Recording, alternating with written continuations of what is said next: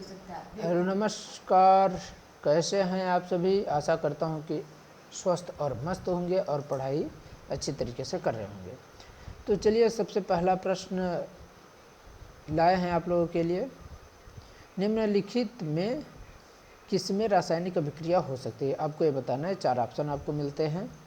इसमें आंसर क्या हो जाएगा, CuSO4 + Fe। ठीक है, ये क्या है। पहला चीज़ आपको थोड़ा सा आगे बढ़ने से पहले कुछ जानकारी इसके बारे में दे दूँ। सुपर 100 के लिए ये स्पेशल प्रश्नों का सीरीज़ है, जो कि मैं आपसे पहले बोला था कि एक स्पेशल प्रश्नों का सीरीज लाऊंगा। तो एक केमिस्ट्री का है, इसके बाद फिजिक्स, ऐसे ही सारे सब्जेक्ट का आएगा। दूसरा क्वेश्चन क्या आपको मिल रहा है, दूसरा क्वेश्चन मिल रहा है, propyne and propane can be distinguished by, यानी क्या बोल रहा है, निम्न के द्वारा प्रोपाइन और प्रोपीन में भेद कर सकते हैं। तो अब प्रोपीन और प्रोपाइन में भेद करने के लिए आपको 4 ऑप्शन मिल रहे हैं। इसका आंसर हो जाएगा अमोनियम। अमोनियम है AgNO3 से। अगला प्रश्न हम लोग चलते हैं। बोल रहा है निम्नलिखित में से कौन सा प्राथमिक कण कहलाता है। तो आपको देखना है नाभिक, अल्फा कण या परमाणु या इनमें से कोई नहीं। तो इसका आंसर क्या हो जाएगा, इसका आंसर आपको इनमें से कोई नहीं होगा। क्या हो जाएगा, इनमें से कोई नहीं, क्योंकि नाभिक तो है नहीं, क्योंकि नाभिक के अंदर पाया जाता है। प्राथमिक कण होते क्या हैं हमारे, तो प्राथमिक कण होते हैं इलेक्ट्रॉन, प्रोटॉन और न्यूट्रॉन। ठीक है, तो आपको ये पता होना चाहिए। अगले प्रश्न की ओर चलते हैं। ऑक्सीजन का परमाणु भार बोल रहा है इतना है, 4.8 किलोग्राम ओजोन में ओजोन अणुओं की मोल संख्या होगी। तो ओजोन अणुओं की मोल संख्या निकालने के लिए बोल रहा है। तो इसका आंसर क्या हो जाएगा, मोल संख्या जब हम लोग निकालेंगे तो इसका आंसर डी नंबर यानी 0.1 हो जाएगा। अगले प्रश्न की ओर चलते हैं। इसमें क्या दिया गया है, K2Cr2O7 में क्रोमियम की ऑक्सीकरण संख्या है। ऑक्सीकरण संख्या है क्या हो, कैसे निकलेगी ऑक्सीकरण संख्या। K2 का क्या है, K2 में 1 × 2 और इसके बाद क्या हो जाएगा +2 2A जो दिया गया है, और A2 यहाँ पर हो गया 1 हो गया उसका। और इसके बाद क्रोमियम की क्या है हमको निकालना है, नहीं पता है। और जो ऑक्सीजन का ऑक्सीकरण संख्या 2 होती है, तो 2 कितने हैं, 7 हैं।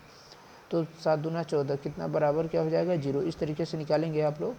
तो क्या हो जाएगा, यहाँ 2 हो गया और यहाँ +2x हो गया और प्लस मान लीजिए -14। ठीक है, 7 दूना 14 बराबर 0।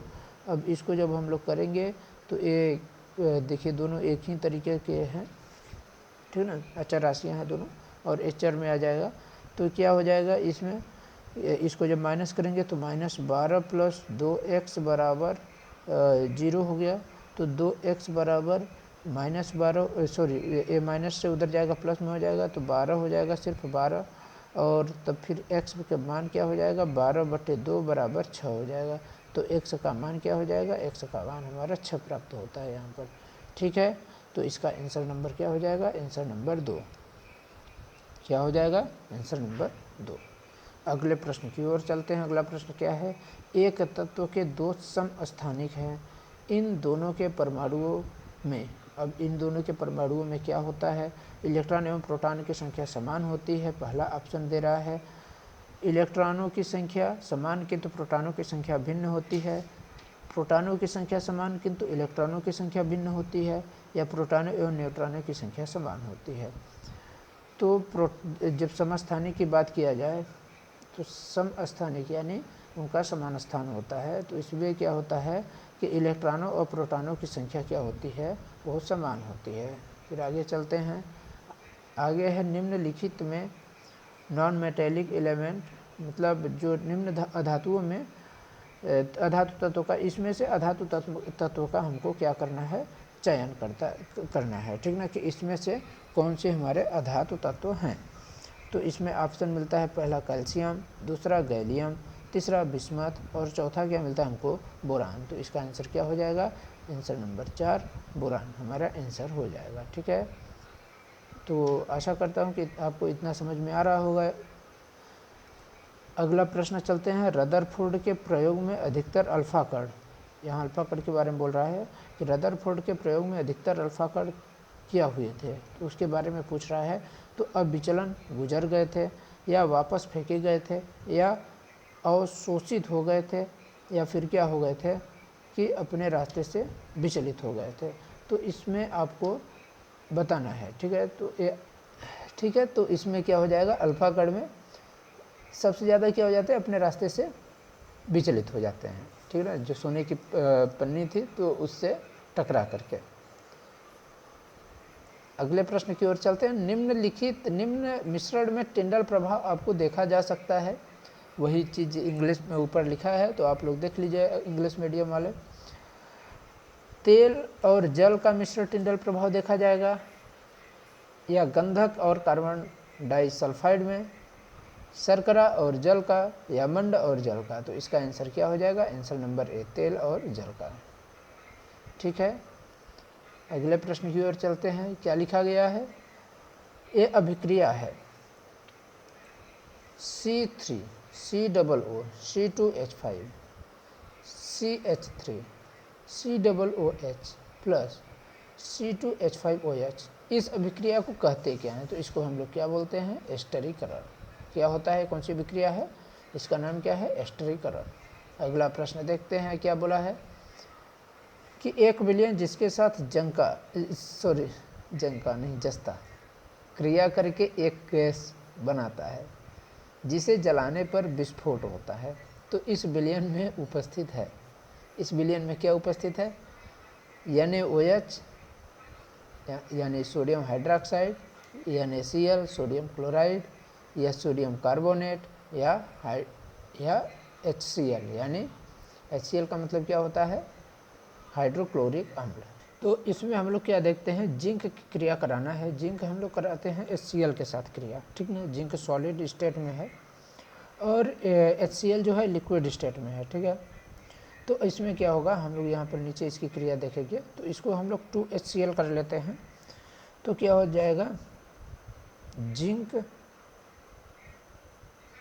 Cl, ठीक है। जिंक Cl एक इसमें हो जाएगा हमारा, ये हमारे द्रव अवस्था में हो जाएगा, और यहाँ से हमारी कौन सी गैस निकली, प्लस में H2 गैस निकलती है, वो भी तेज विस्फोट के साथ, ठीक है। अब अगला प्रश्न हम लोग देखते हैं। There are 2 solutions X and Y with pH 6 and 9, यानी इसका मतलब क्या बोल रहा है, X तथा Y 2 विलयन है जिनका pH मान 6 और 9 है। तो अब देखिए यहाँ क्रमशः बोला है, ठीक है।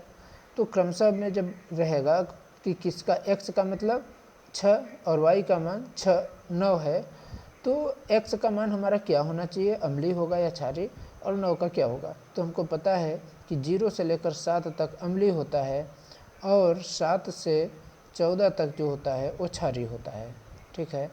अब देखिए इतने बहुत ज़्यादा कठिन तो ये प्रश्न है नहीं, लेकिन जिसको ये नहीं पता होगा तो नहीं कर पाएगा। तो क्या है कि 0 से 7 के बीच अम्लीय है, तो पहला क्या है, 6 है, तो इसी के बीच आता है, तो क्या हो जाएगा, ये अम्लीय हो जाएगा, यानी पहला अम्लीय है तो पहला अम्लीय।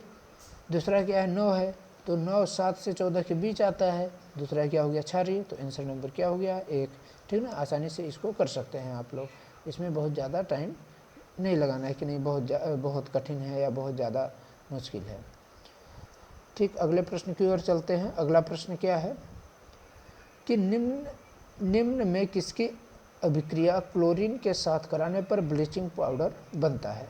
तो क्लोरीन किसकी अभिक्रिया हम लोग कराएंगे क्लोरीन के साथ तो ब्लीचिंग पाउडर बनेगा, तो कैल्शियम हाइड्रोक्साइड यानी कैल्शियम हाइड्रोक्साइड CaOH का होल ट्वाइस, इसकी क्रिया जब हम लोग क्लोरीन के साथ कराते हैं तो ब्लीचिंग पाउडर बनता है, ठीक। अगला प्रश्न हम लोग देख लेते हैं। निम्नलिखित में से कौन सा 30 डिग्री पर बोल रहा है, यहाँ पर क्या बोल रहा है, 30 डिग्री सेल्सियस पर। निम्नलिखित में से कौन सा तत्व 30 डिग्री के ताप पर ठोस अवस्था में होता है।